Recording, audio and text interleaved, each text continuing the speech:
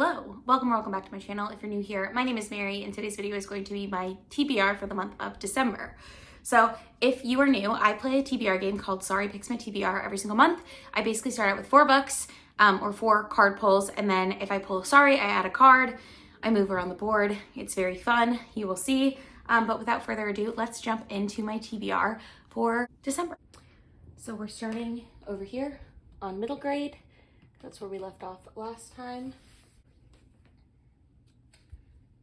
Sorry, so we'll start with 5 books. All right. First card is move forward 3. So 1, 2, 3, that's YA. So the first card that we pulled in the month of December is a sorry, which means I'm going to be pulling 5 cards this month, or rolling 5 times, pulling 5 cards, moving 5 times around the board, picking 5 books. And the first prompt that I landed on was to read a young adult book. And for this, I decided to go with A Winter's Promise by Christelle DeBose. And this is a YA fantasy. I'm not entirely sure the plot of this, but this is another one of those series that's been on my TBR for a really long time. So I'm excited to get through it in the month of December, or at least to start it. I have a lot of books on my Goodreads TBR right now, and I started making this TBR actively in 2019 or 2020, which means a lot of the books on there are fairly old. This one is no exception to that, and so I'm trying to decide if I want to continue reading series that I put on my TBR, because I had a tendency to put an entire series instead of just one book. The series that this book is a part of is called The Winter's Promise, and I'm gonna read you the Goodreads description of book 1. So it says, long ago, following a cataclysm called the Rupture, the world was shattered into many floating celestial islands. Known as arcs, each has developed in distinct ways. Each seems to possess its own unique relationship to time, such that nowadays vastly different worlds exist, together but apart. And over all of the arcs, the spirit of an omnipotent ancestor abides. Ophelia lives on Anima, an arc where objects have souls. Beneath her worn scarf and thick glasses, the young girl hides the ability to read and communicate with the souls of objects, and the power to travel through mirrors. Her peaceful existence on the arc of Anima is disrupted when she is promised in marriage to Thorn from the powerful dragon clan. Ophelia must leave her family and follow her fiancé to the floating capital of the distant arc of the pole.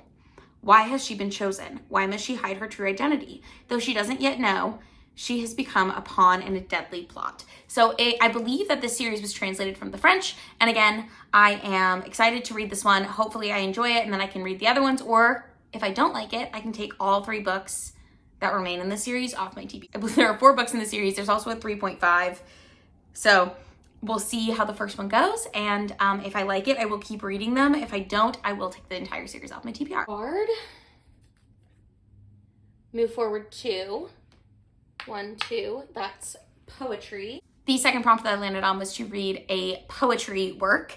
And for this, I've decided to go with Why God is a Woman by Nin Andrews. I'm excited to land on poetry because they're typically shorter, which means I have a better chance of getting through it in the month. I'm less excited to land on poetry because I don't really love reading poetry. I need to redo the prompts on this board. I will probably redo the prompts next year.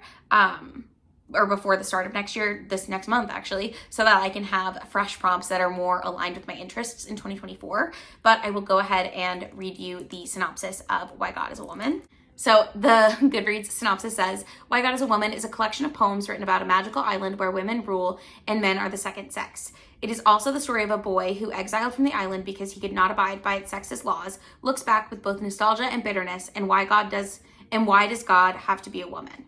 Celebrated prose poet Nin Andrews creates a world both fantastic and familiar, where all myths, logic, and institutions support the dominance of women.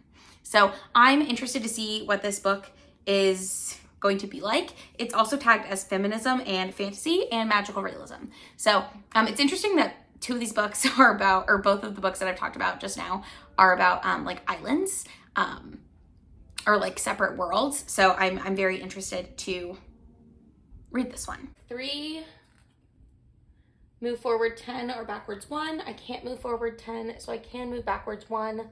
That's a book with a black cover. The next prompt that I landed on was to read a book with a black cover.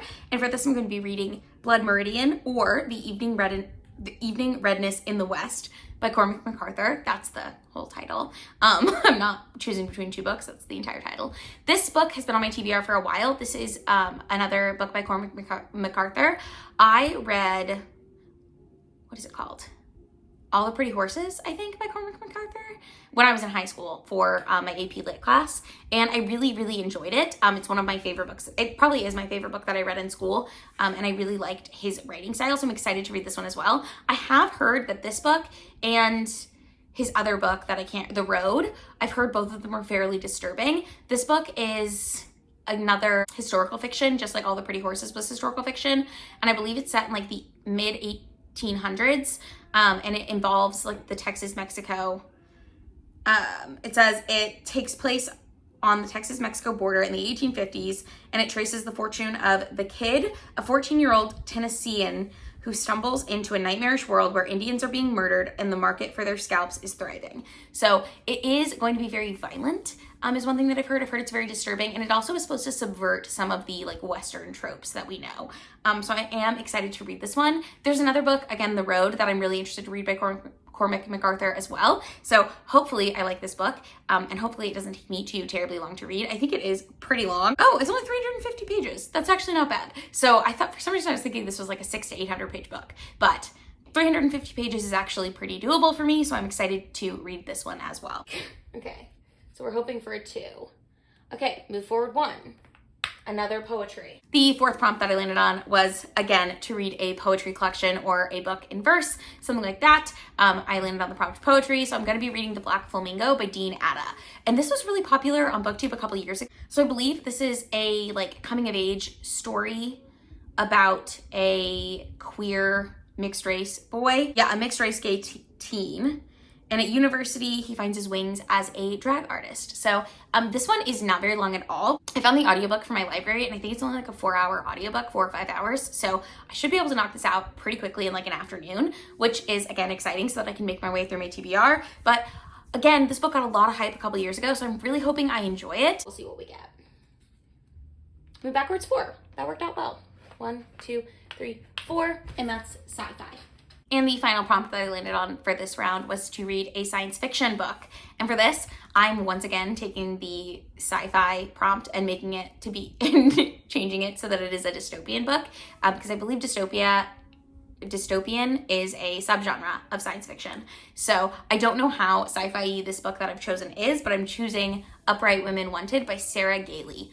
And this book, again, was popular when I first joined BookTube, and I think it was like a Book of the Month club pick. That might be why so many people read it. But this is a like sci-fi book, again, with feminist themes, and it's about a woman who is like stowing away on a moving library, and I think it's supposed to be like another Western-inspired book.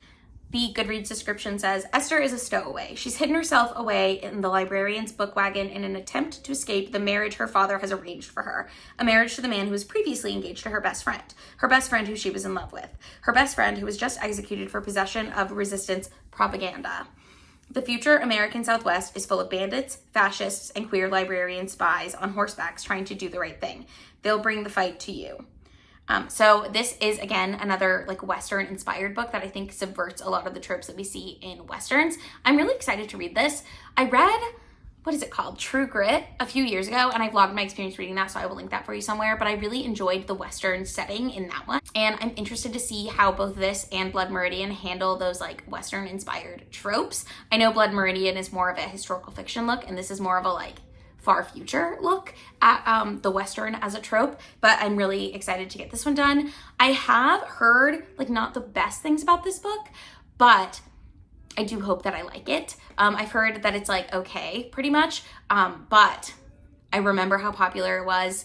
I'm not reading it at the height of its popularity, which means that I have a higher chance of enjoying it more, I think, just because like if books are really hyped to me, I like build them up a lot, and then it's hard for me to really, really, really love them. So I'm hoping that this is a winner, but that is the last prompt that I picked for Sorry this month. I hope I can get through all 5 of these books. I have been able to read a good amount, but it really just depends on the format in which I can read something, because I'm not reading physically as much as I would like to. I'm mostly listening to audiobooks these days. I've said this 1,000 times this year, and probably last year too, but the way I get like the bulk of my reading done is through listening to audiobooks. So I know this one doesn't have an audiobook for my library, so I guess I could use my audiobooks.com credit for it, but I'm not sure if it even has an audiobook at all. But I will look into that once I get my credit for December.